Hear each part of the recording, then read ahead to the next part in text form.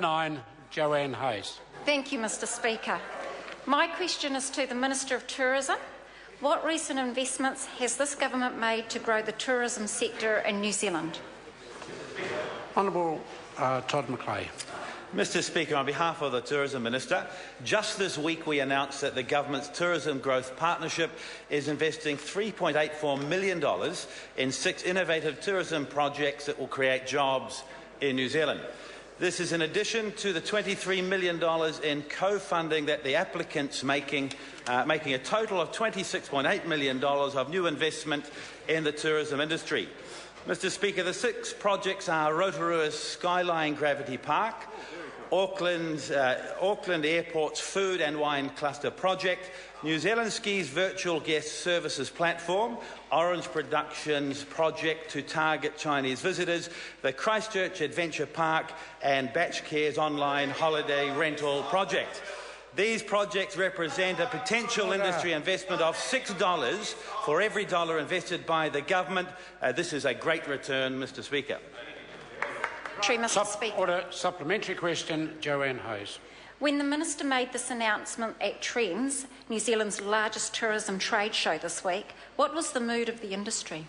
Oh, Mr Speaker. Well, in as far as there's ministerial responsibility, Honourable Todd McClay. No, Mr Speaker, the mood of the industry is purely ministerial responsibility. The industry is in good heart. 250 New Zealand tourism businesses exhibited at Trends this year and 250 buyers from around the world attending. The industry is benefiting from having a high-profile minister who is promoting New Zealand tourism around the world and the government that has invested heavily in targeted markets. Recently, Mr Speaker, as Associate Minister, I met with a number of key representatives of the British travel industry in London. Many of those expressed a real sense of optimism in New Zealand tourism as a destination and lauded Tourism New Zealand's outstanding overseas promotional work. Order.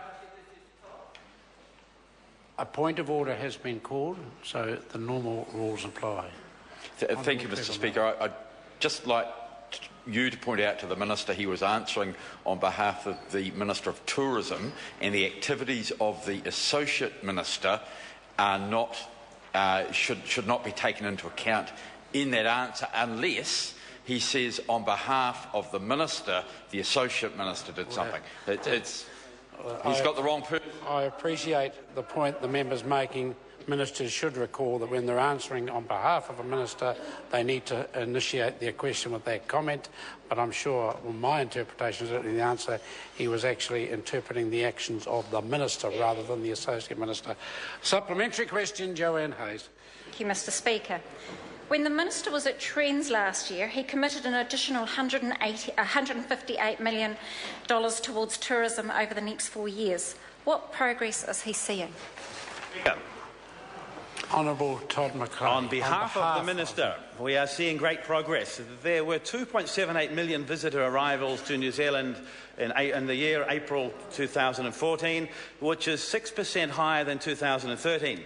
This includes growth from Australia of 5.5%, Asia up 8.3%, Europe 6.8% and the Americas up 8.8%. Mr Speaker, this government support of a far more proactive and coordinated tourism strategy is really starting to pay dividends. In the most recent international visitor survey, total visitor spend in New Zealand was up 9% to almost $7 billion. And a recent NZIER report showed that within 5 of our major tourism markets, promotion of New Zealand was found to have had considerable impact on the choice of people. Mr Speaker, more good news for the New Zealand tourism sector. Supplementary question, Darien Smith. Thank you very much to the Minister of Tourism.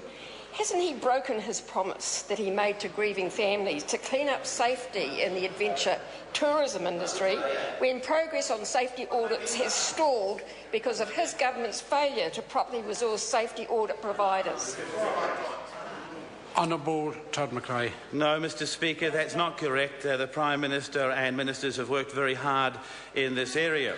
Indeed, Mr Speaker, the government is committed to assisting the adventure activity sector to meet its obligation and deadline of the 1st of November to register under the health and safety and employment regulations. Approximately 460 adventure tourism activity operators are subject to these regulations, and WorkSafe New Zealand, which administers the regulations, has developed solutions to help these operators meet this deadline of the 1st of November.